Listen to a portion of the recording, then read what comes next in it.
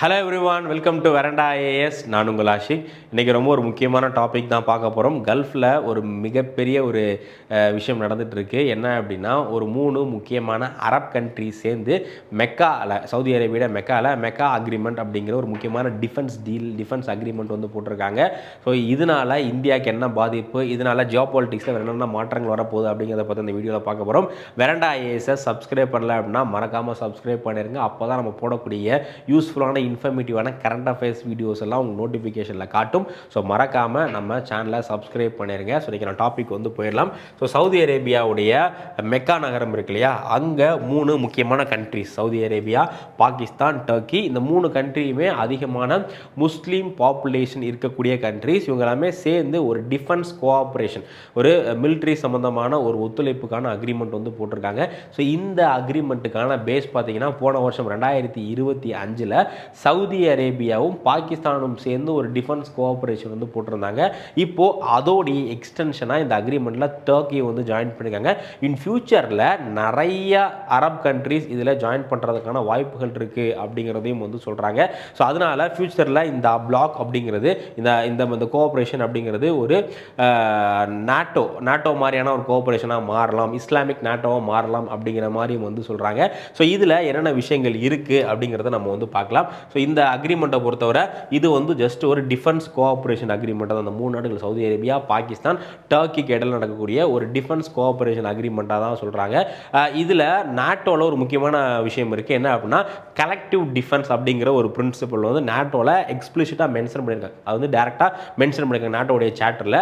அதில் என்ன அர்த்தம்னா, இப்போ 32 நாட்டோ நாடுகள் இருக்காங்க. அதில் ஒரு நாடை வெளியிலேருந்து ஒரு நாடு வந்து அட்டாக் பண்ணுறாங்க அப்படின்னா, அந்த 32 நாடும் சேர்ந்து அந்த ஆப்போசிட் கண்ட்ரி அட்டாக் பண்ணுவாங்க. அதுக்கு பேர் தான் கலெக்டிவ் டிஃபென்ஸ். பட் இதுலேயும் வந்து கலெக்டிவ் டிஃபென்ஸ் அப்படிங்கிறது பேரளவில் தான் இருக்குது. பட் டேரெக்டாக வந்து என்ன பண்ணல அப்படின்னா, அந்த டாக்குமெண்ட்டில் கலெக்டிவ் டிஃபென்ஸை பற்றி எந்த மென்ஷனும் பண்ணல.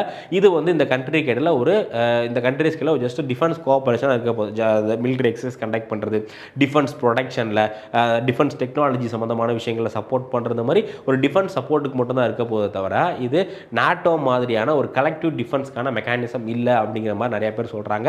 அது இந்த டாக்குமெண்ட்டில் எங்கேயுமே அதை பற்றி மென்ஷனும் பண்ணலை. ஓகேங்களா?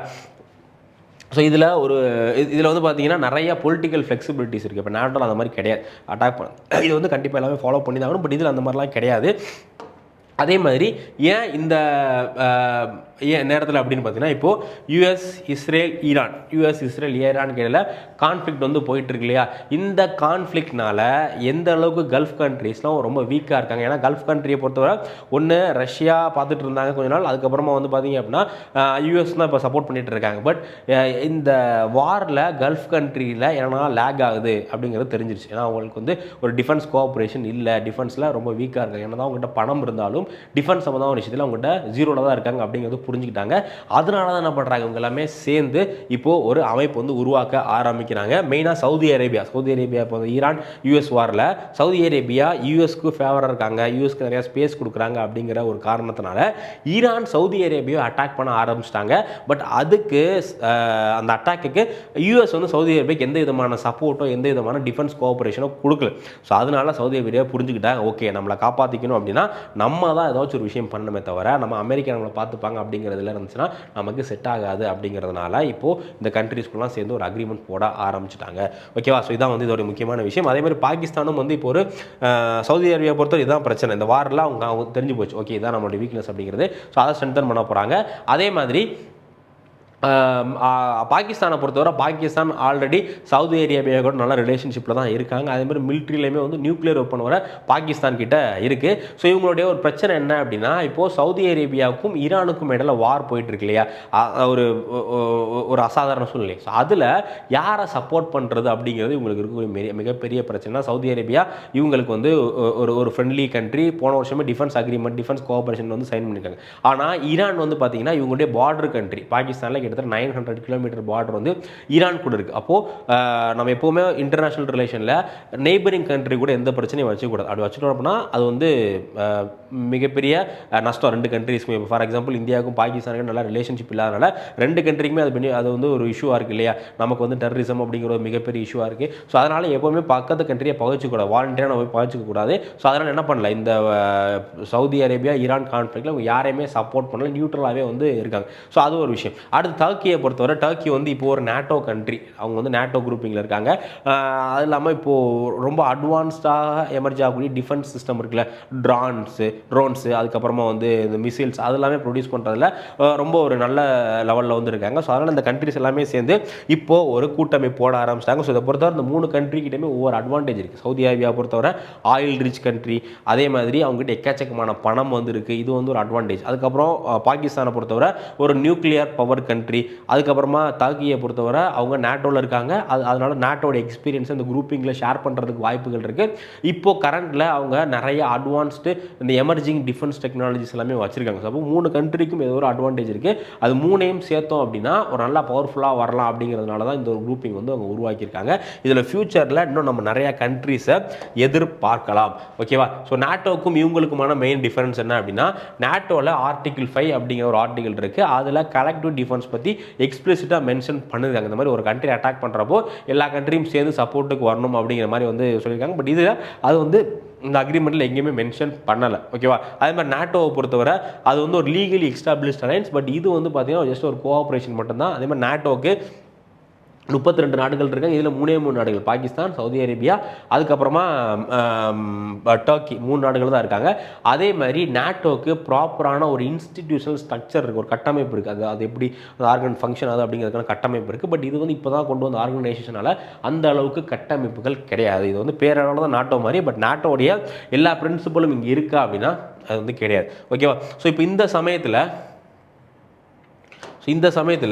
இப்போது ஒவ்வொரு கண்ட்ரிஸ் இதை பற்றி என்ன நினைக்கிறாங்க அப்படின்னா, இஸ்ரேலை பொறுத்தவரை இஸ்ரேல் வந்து நான் அஃபீஷியலாக எந்த ஸ்டேட்மெண்ட்டும் இந்த குரூப்பிங் பற்றி கொடுக்கல. பட் இஸ்ரேலுக்கு ஒரு கவலை இருக்குது, இந்த குரூப்பிங்கில் ஒரு கவலை இருக்குது.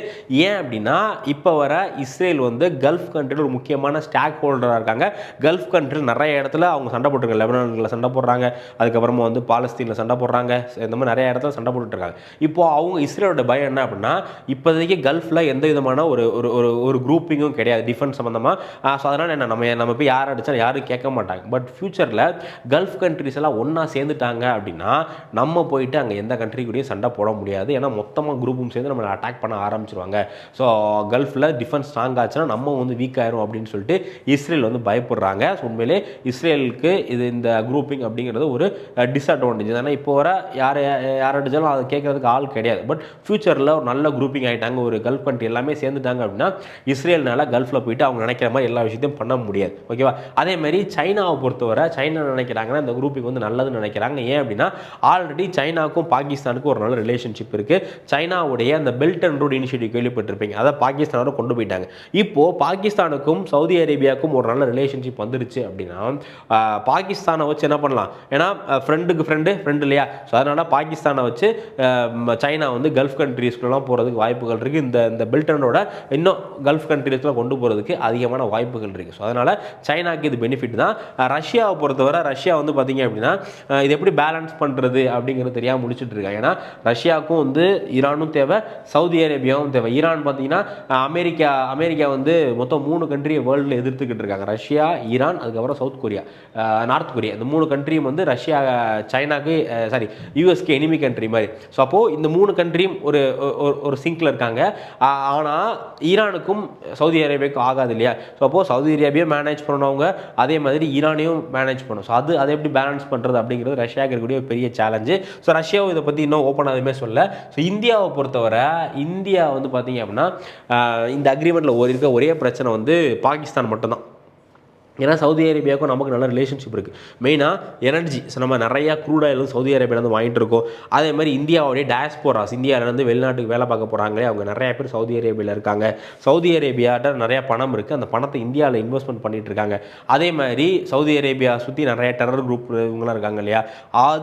அந்த டெரரிசம்னால இந்தியாவுக்கு எந்த பாவத்தும் வரக்கூடாது அப்படின்னா அதை கவுண்டர் பண்ணுறதுக்கு நமக்கு சவுதி அரேபியாவோட சப்போர்ட் தேவை. ஸோ அதனால் இந்த எல்லா விஷயத்தையும் சவுதி அரேபியா நமக்கு சப்போர்ட் தான் பண்ணிகிட்டு இருக்காங்க. பட் இப்போ என்ன பிரச்சனை அப்படின்னா, பாகிஸ்தான் நம்மளை பற்றி ஏதோ சொல்லி சவுதி அரேபியா நமக்கு எதிராக திருப்பிட்டாங்க அப்படின்னா அப்போ தான் இந்தியாவுக்கு ஒரு மிகப்பெரிய பிரச்சனை இருக்குது. ஸோ அதனால் இந்தியா என்ன பண்ணணும்? இன்னும் சவுதி அரேபியாவை நல்ல ஒரு ரிலேஷன்ஷிப் மெயின்டைன் பண்ணி தான் ஆக வேண்டும். அதே மாதிரி பாகிஸ்தான் டர்க்கியை பொறுத்தவரை பாகிஸ்தானோட நமக்கு எல்லாத்துக்குமே தெரியும் ரிலேஷன் அப்படிங்கிறது சுத்தமாக ஒன்றுமே இல்லை. பட் டர்க்கி வந்து பார்த்தீங்க அப்படின்னா ரீசெண்டாக என்ன பண்ணாங்கன்னா, இப்போது காஷ்மீர் இஷ்யூ இருக்குல்ல, காஷ்மீர் வந்து இந்தியாவுடைய பகுதி இல்லை அப்படிங்கிற மாதிரியான ஒரு மென்டாலிட்டியில் சுற்றிட்டு இருக்காங்க. அதே மாதிரி 2025 இந்தியாவுக்கும் பாகிஸ்தானுக்கும் இடையில ஒரு ஃபைட் நடந்துச்சுல, அந்த ஃபைட் அப்போ டர்க்கி தான் என்ன பண்ணியிருக்காங்க அப்படின்னா பாகிஸ்தானுக்கு நிறைய டிஃபென்ஸ் எக்யூப்மெண்ட்ஸும் சப்ளை பண்ணியிருக்காங்க. குறிப்பாக ட்ரோன்ஸ் வந்து பாகிஸ்தானுக்கு சப்ளை வந்து பண்ணியிருக்காங்க. ஸோ அதனால் இந்தியாவை பொறுத்தவரை பாகிஸ்தான் வந்து 0, டர்க்கி ஓரளவுக்கு ஓகே, பட்னா சவுதி கூட நல்ல ரிலேஷன்ஷிப் இருக்குது. ஸோ இப்போ இந்தியாவுடைய மெயினான டாஸ்க் என்ன அப்படின்னா, எப்படி நம்ம சவுதி கூட இன்னும் வந்து நல்லா ரிலேஷன்ஷிப் பில்ட் பண்ணுறது அப்படிங்கிறது தான் இந்தியாவுடைய டாஸ்க்காக இருக்குது. ஏன்னா இப்போ பாகிஸ்தானும் சவுதி அரேபியா ஒன்று சேர்ந்து இப்போ சவுதி நமக்கு பண்ணிட்டு இருக்க பெனிஃபிட்லாம் ஸ்டாப் பண்ணிட்டாங்க அப்படின்னா இந்தியாவுக்கு நிறைய டிஸ்அட்வான்டேஜ் இருக்குது. ஸோ அதனால் இப்போது இந்தியாவுடைய டார்கெட் என்ன அப்படின்னா, சவுதி கூட எப்படி நல்லா ரிலேஷன்ஷிப் பில்ட் பண்ணுறது, இந்த அக்ரிமெண்ட் இந்த குரூப்பிங்னால இந்தியாவுக்கும் சவுதிக்குமான ரிலேஷன் வந்து பாதிக்காத மாதிரி எப்படி பார்த்துக்கிறது அப்படிங்கிறதா இந்தியாவுடைய மெயின் டாஸ்க்கு. ஸோ அதை நோக்கி தான் நம்ம கவர்மெண்ட் வந்து ஒர்க் பண்ணிக்கிட்டு இருக்காங்க. இப்போது இதை பற்றி நீங்கள் என்ன நினைக்கிறீங்க அப்படிங்கிறத மறக்காமல் கமெண்ட் செக்ஷனில் கமெண்ட் பண்ணுங்கள். நம்ம அடுத்த வீடியோவில் சந்திக்கலாம். அதே மாதிரி நம்ம சேனலை சப்ஸ்கிரைப் பண்ணல அப்படின்னாலும் சப்ஸ்கிரைப் பண்ணிக்கோங்க. Thank you. Veranda IAS, where your dream becomes reality.